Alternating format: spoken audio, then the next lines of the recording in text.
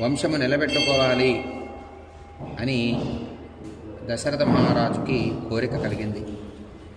కుమారుడు కలగలేదే అని బాధపడటం జరిగింది. చింతిస్తూ ఉన్నాడు దశరథ మహారాజు. ఆ మహాత్ముని మనస్సులో సంతానం పొందుటకు అశ్వమేధయాగం చేయవచ్చును కదా అనేటటువంటి అభిప్రాయం కలిగింది దశరథ మహారాజుకి.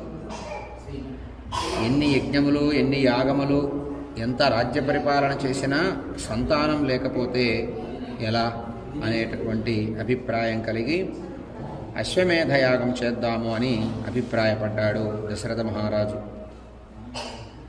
సనిశ్చితాం మతిం కృత్వా యష్టవ్యమితి బుద్ధిమాన్ మంత్రిభిః సహ ధర్మాత్మా సర్వైరేవ కృతాత్మభిః తతో బ్రవీదిదం రాజా సుమంత్రం మంత్రిసత్తమం శీఘ్రమానయ మే సర్వాన్ గురూంస్తాన్ సపురోహితాన్. చాలా బుద్ధిమంతుడు దశరథ మహారాజు, ధర్మాత్ముడు, మంచి మనస్సు కలిగినటువంటి వాడు. అందరి మంత్రులని పిలిపించాడు, సంప్రదించాడు. యాగము చేయాలి అని గట్టిగా నిశ్చయించుకున్నాడు. పురోహితులతో కూడా నా గురువులందరినీ తీసుకొని రమ్మని చెప్పి పురోహితుల్ని ఆజ్ఞాపించాడు దశరథ మహారాజు. పురోహితుల అనుజ్ఞ తీసుకోవాలి, పురోహితుల ఆశీస్సులు తీసుకోవాలి అని మంత్రుల చేత పురోహితులని, గురువులని, పెద్దలని ఆదేశించాడు. మంత్రులలో ఉత్తముడైనటువంటి సుమంత్రుడి చేత వారికి కబురు పంపటం జరిగింది దశరథ మహారాజు.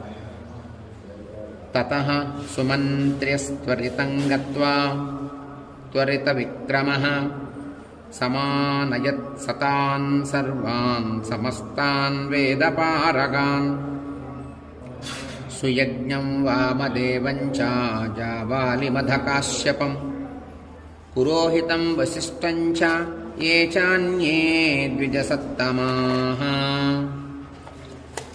సుమంత్రుడు 8 మంది మంత్రులు దశరథ మహారాజుకు ప్రధానంగా ఉన్నారు. ఆ 8 మంది మంత్రుల్లో సుమంత్రుడు కూడా ఒకడు. అత్యంత ఆత్మీయుడు దశరథ మహారాజుకి.